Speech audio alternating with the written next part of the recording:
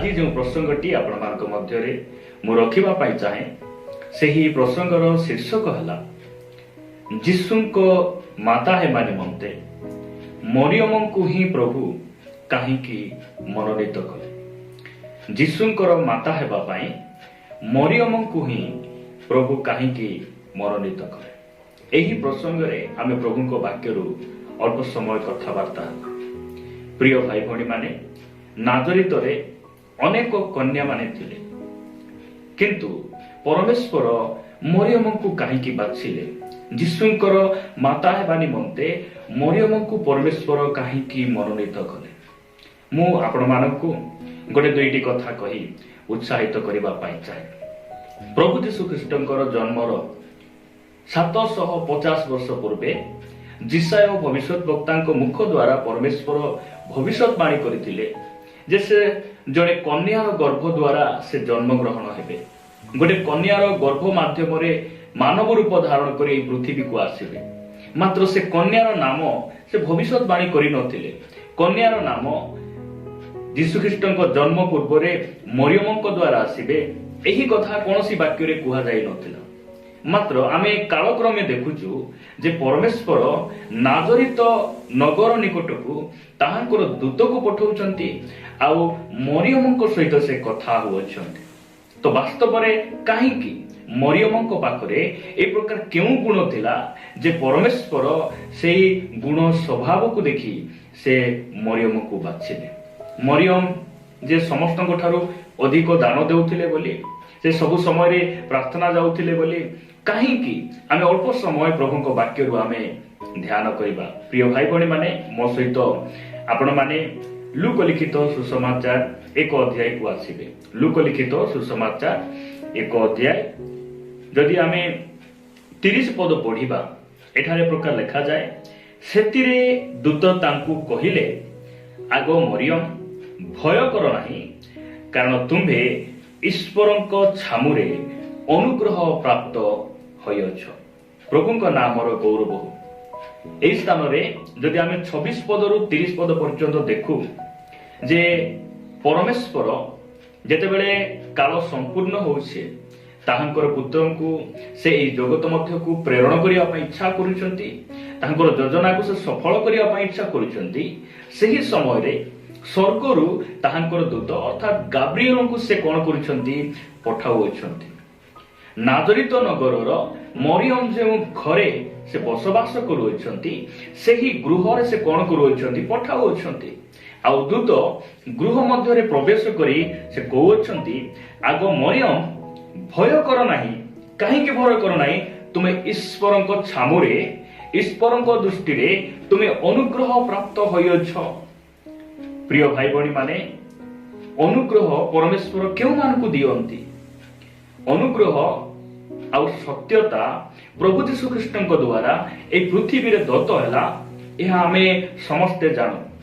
मसांक द्वारा व्यवस्था आसिला, मात्र प्रभु यीशु ख्रीष्टंक द्वारा ए पृथ्वी रे अनुग्रह आउ सत्यता आसिला।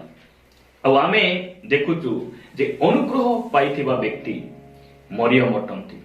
आदि पुस्तक रे आमे समस्त दृष्टि रे अनुग्रह पाइथिबा व्यक्ति को आमे नोहम को देखुचु। मात्र नूतन नियम रे से एकमात्र जने कन्या जने युवती भौणी से होचंती मरियम। आ से परमेश्वर को दृष्टि रे से अनुग्रह पाइछंती। आ परमेश्वर अनुग्रह क्यों मानन को दियंती? जदि आपण माने याकूब पुस्तक को आसीबे, याकूब पुस्तक 4 अध्याय 6 पद रे प्रकार लिखा जाउछि, किंतु से मध्य अधिक अनुग्रह दान करंती। एणु उक्त अछि, ईश्वर अहंकारी मानकु प्रतिरोध करी करंती, किंतु नम्र लोक मानकु अनुग्रह दान करंती। प्रभुंक नामर गौरव हो, ताहांक नामर स्तुति हो। प्रिय भाई भौणी माने मरियम को परमेश्वर कहीं बाछु अछंती? मरियम प्रभुंक दृष्टि से नम्र अटंती। से जड़े नम्र युवती थिले, सेथिपाई परमेश्वर से अनुग्रह कले। आउ ताहांक अनुग्रह रे से बाछिले। आउ जहा असंभव थिला जे जड़े स्वामी बिना जड़े पुरुष बिना ଜଣେ କନ୍ୟା ଯେ ଗର୍ଭବତୀ ହେବା, ଗୋଟେ ପୁଅକୁ ଗର୍ଭରେ ଧାରଣ କରିବା ଏହା ଅସମ୍ଭବ ବିଷୟ ଅଟେ।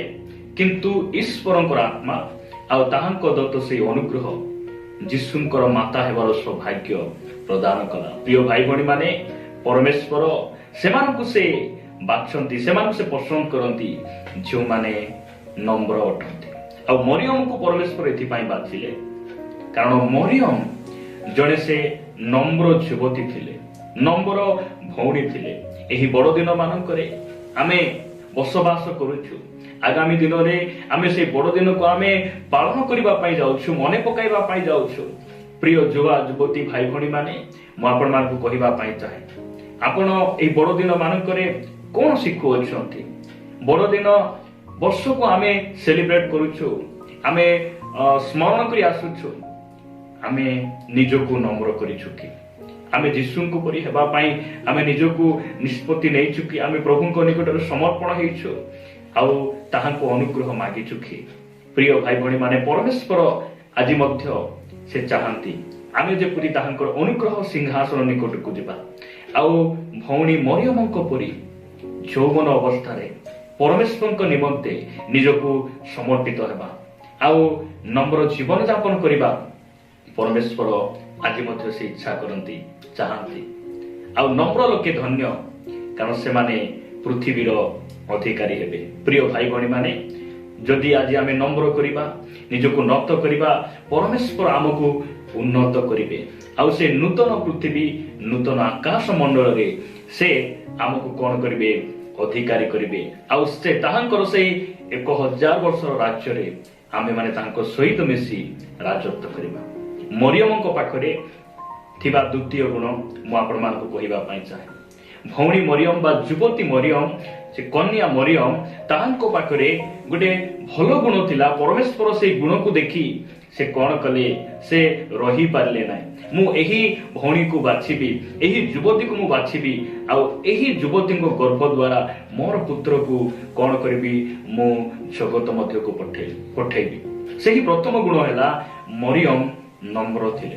ମୁଁ ଦ୍ୱିତୀୟ ଗୁଣ ଆପଣମାନଙ୍କ ନିକଟରେ ରଖିବା ପାଇଁ ଚାହେଁ। ଯଦି ଆପଣମାନେ ସେହି ଲୁକଲିଖିତ ସୁସମାଚାର, ଯଦି ଆପଣମାନେ 1 ଅଧ୍ୟାୟକୁ ଆସିବେ, 1 ଅଧ୍ୟାୟ 50 ପଦରେ ଲେଖାଯାଏ ଆଉ ତାହାଙ୍କ ଭୟକାରୀ ମାନଙ୍କ ପ୍ରତି ତାହାଙ୍କ ଦୟା ପୁରୁଷାନୁକ୍ରମରେ ଥାଏ। ଏହି କଥା ମରିୟମ କେତେବେଳେ ସେ କହୁଛନ୍ତି? ଯେଉଁ ସମୟରେ ସେ ଏଲିସାବେଥଙ୍କ ଘରେ ଯାଉଛନ୍ତି, ଏଲିସାବେଥଙ୍କ ବା ବାପ୍ତିଜୁକ ଯୋହନଙ୍କର ମାତା ଯେ ଏଲିସାବେଥଙ୍କ ଘରକୁ ସେ ଯାଉଛନ୍ତି, ସେହି ସମୟରେ ଏଲିସାବେଥଙ୍କ ଘରେ ସେ 3 ମାସ ରହିଥିଲେ। ଆଉ ସେ 3 ମାସ ରହିବା ସମୟରେ ଯେଉଁ ସମୟରେ ଏଲିସାବେଥଙ୍କ ଘରକୁ ମରିୟମ ଯାଉଛନ୍ତି, ଏଲିସାବେଥ ତାଙ୍କୁ ସାକ୍ଷାତ କରି ନମସ୍କାର କରିଲା ବେଳେ ଆଉ ଏଲିସାବେଥଙ୍କ ଗର୍ଭରେ ଯେଉଁ ଛୁଆ ଥିଲା, ସେଇ ଛୁଆ ଗର୍ଭରେ ନାଚି ଉଠିଲା। ଆଉ ସେହି ସମୟରେ ସେ ଆତ୍ମାରେ ପୂର୍ଣ୍ଣ ହୋଇ ମରିୟମଙ୍କ ବିଷୟରେ ସେ କହିଲେ ଯେ ନାରୀମାନଙ୍କ ମଧ୍ୟରୁ ତୁମେ ଧନ୍ୟ, ଧନ୍ୟ ତୁମ ଗର୍ଭର ଫଳ।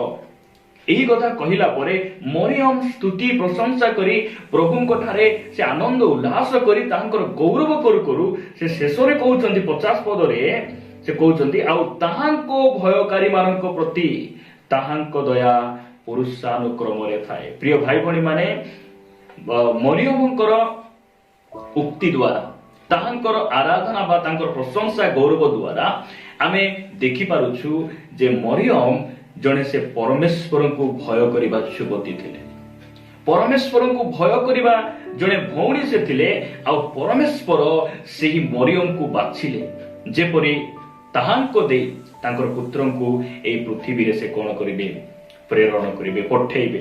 ପ୍ରିୟ ଭାଇ ଭଉଣୀ ମାନେ, ବଡ଼ଦିନ ମାନଙ୍କରେ ଆମେ କଣ ଶିଖିବାର ଆବଶ୍ୟକ ରହିଛି?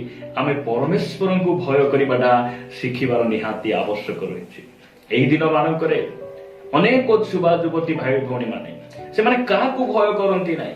ବାଇବେଲ କହେ ତୁମେ ପ୍ରାଚୀର ମାନଙ୍କର ବଶୀଭୂତ ହୁଅ, ତୁମେ ପ୍ରଭୁଙ୍କର ବଶୀଭୂତ ହୁଅ। ସ୍ୱର୍ଗର ପରମେଶ୍ୱର ସେ ମାନବ ରୂପ ଧାରଣ କରି ଆଜିକୁ 2023 ବର୍ଷ ତଳେ ପୃଥିବୀ ପୃଷ୍ଠରେ ଆସିଲେ। ଲେଖାଯାଉଛି ଯେ ସେ 18 ବର୍ଷ ପର୍ଯ୍ୟନ୍ତ, ଜନ୍ମରୁ ସେ 18 ବର୍ଷ ପର୍ଯ୍ୟନ୍ତ ସେ କଣ କଲେ? ଯାଇ ପିତାମାତାଙ୍କର ବଶୀଭୂତ ହେଲେ। ମାତ୍ର ଆଜିର ଏହି ବଡ଼ଦିନ ସେଲିବ୍ରେସନ କରୁଥିବା ଅନେକ ଯୁବା ଯୁବତୀ ମାନେ ସେମାନେ କାହାର ବଶୀଭୂତ ନୁହନ୍ତି। ସେମାନେ ବୟଫ୍ରେଣ୍ଡର କଥା ମାନନ୍ତି, ଗର୍ଲଫ୍ରେଣ୍ଡର କଥା ମାନନ୍ତି, ଯୁଆଡେ ଇଚ୍ଛା ସିଆଡେ ଯାଆନ୍ତି, ମନ ଇଚ୍ଛା କାର୍ଯ୍ୟ ଗୁଡ଼ିକ କରନ୍ତି। ଦୁଃଖର ବିଷୟ, ପରମେଶ୍ୱରଙ୍କୁ ସେମାନେ ଭୟ କରନ୍ତି ନାହିଁ। ସ୍କୁଲ ଟିଚରକୁ ଭୟ କରନ୍ତି, କଲେଜ ପ୍ରିନ୍ସିପାଲକୁ ସେମାନଙ୍କର ଭୟ ଅଛି, କିନ୍ତୁ ପରମେଶ୍ୱରଙ୍କୁ ଭୟ କରନ୍ତି ନାହିଁ। ପ୍ରଭୁ ଯୀଶୁଖ୍ରୀଷ୍ଟ କହିଲେ, ମୁଁ ତୁମକୁ କାହାକୁ ଭୟ କରିବ ସେଟା ମୁଁ ଶିଖେଇବି। ମନୁଷ୍ୟମାନଙ୍କୁ ଭୟ କର ନାହିଁ। ମନୁଷ୍ୟ ତୁମର ଶରୀରକୁ ବଦ୍ଧ କରିପାରନ୍ତି, ଆଉ ବଦ୍ଧ କଲା ପରେ କିଛି କରିପାରନ୍ତି ନାହିଁ। ମାତ୍ର ଜାଣିଛନ୍ତି ଆମର ପରମେଶ୍ୱର ମନୁଷ୍ୟକୁ ତାର ଶରୀର ଆଉ ଆତ୍ମାକୁ ମଧ୍ୟ ସେ ନରକରେ କଣ କରିପାରନ୍ତି, ପକେଇ ପାରନ୍ତି। ଆଉ ଆମେ ତାହାଙ୍କୁ ଭୟ କରିବା, ଏହା ପରମେଶ୍ୱରଙ୍କ ବାକ୍ୟ ଆମକୁ କହେ। ମରିୟମ ସେ ନମ୍ର ଥିଲେ, ମରିୟମ ସେ ପରମେଶ୍ୱରଙ୍କୁ ଭୟ କରୁଥିଲେ।